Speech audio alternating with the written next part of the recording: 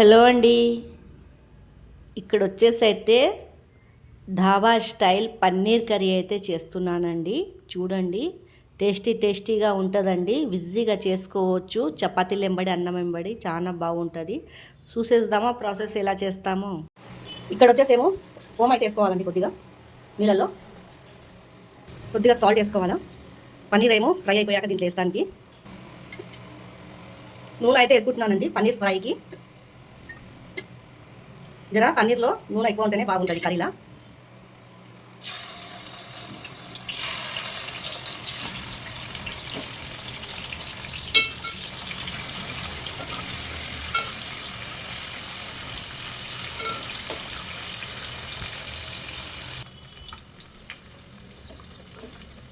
ఇలా ఫ్రై అయితే చేసుకోవాలండి. రెడ్గా వచ్చేయాలా బాగా.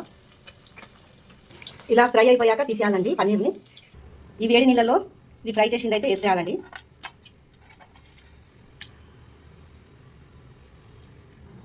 పట్టా, లవంగ్, ఇలాచీలు, జీలకర్ర జర వేసుకోవాలా. 4 ఎండుమిర్చి చేసుకోవాలండి. తర్వాత ఆనియన్,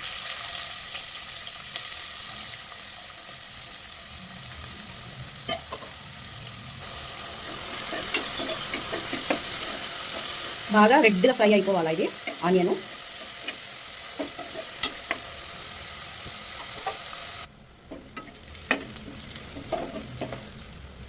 ఇలా బాగా ఫ్రై గోల్డెన్ కలర్లో రావాలండి. చాలా టేస్టీగా ఉంటుంది పన్నీర్ కర్రీ అయితే. తర్వాత అల్లము, ఎల్లిపాయలు, పచ్చిమిర్చి అయితే ఇట్లా కచ్చిరిపిచ్చిగా అయితే నూరుకొని వేసుకోవాలా. దీంట్లోకి టేస్ట్ అయితే ఇదే వస్తుందండి బాగా.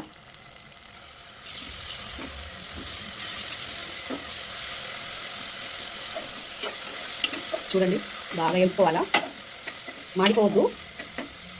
మంచిగా ఇట్లా తిప్పుకుంటూ ఉండాలి. దీన్ని బాగా ఇట్లా వేపుతేనే ఢాబా స్టైల్గా వస్తుందండి పన్నీర్ కర్రీ. ఫుల్ టేస్టీగా ఉంటుంది. తర్వాత మనకు రుచికి సరిపోయేంత కారం వేసుకోవాలా. పసుపు వేసుకోవాలండి.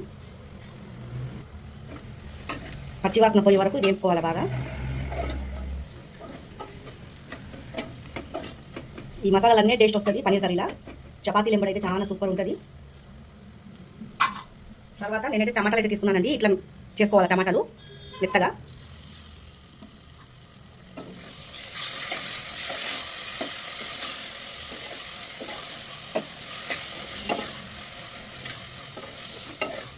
దీంట్లో కచ్చి అయితే నీళ్ళు అయితే రావాలండి. టమాటాల నుంచి బాగా మెత్తగా పచ్చడిలాగా అయిపోవాలా.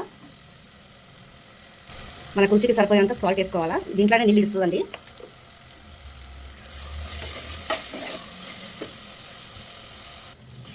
చూడండి, కింద మాడిపోకుండా చూసుకోవాలా. కలుపుతూనే ఉండాలండి జర సేపటికి. ఇలా అయిపోయాక బాగా గ్రేవీలాగా అయిపోయింది చూడండి. తర్వాత పెరుగు పోసుకోవాలండి. పెరుగులా నేను ధనియాల పొడి వేసాను, ఎందుకంటే పెరుగు ఎరిగిపోకుండా ఉంటుంది. ఒక 2 చెంచాలు ధనియాల పొడి వేసుకోవాలా. పెరుగులా కలుపుకోవాలండి.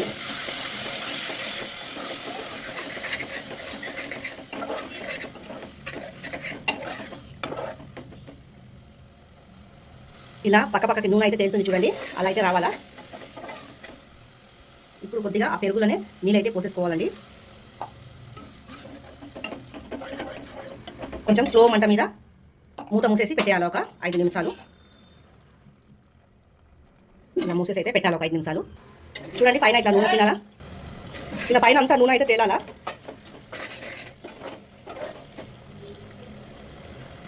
తర్వాత మనం పన్నీర్ అయితే వేసుకోవాలండి. ఇది నీళ్ళలో వేసా కదా, సాఫ్ట్గా అయిపోతుంది. ఇలా చూడండి, సాఫ్ట్గా అయిపోయింది నీళ్ళలో వేస్తే.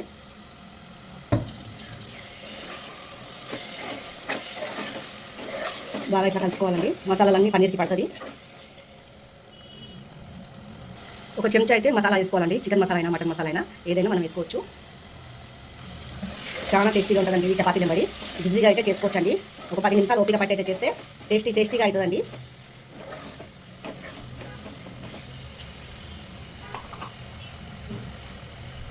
పైనుంచి కస్తూరి మేతి తీసుకోవాలండి. చూడండి,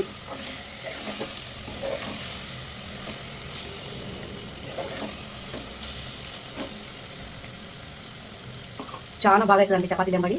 ఈ కర్రీ మీకు నచ్చినట్లయితే లైక్, సబ్స్క్రైబ్ అయితే చేయండి. కామెంట్ అయితే చేయండి కర్రీ ఎలా అయిందో.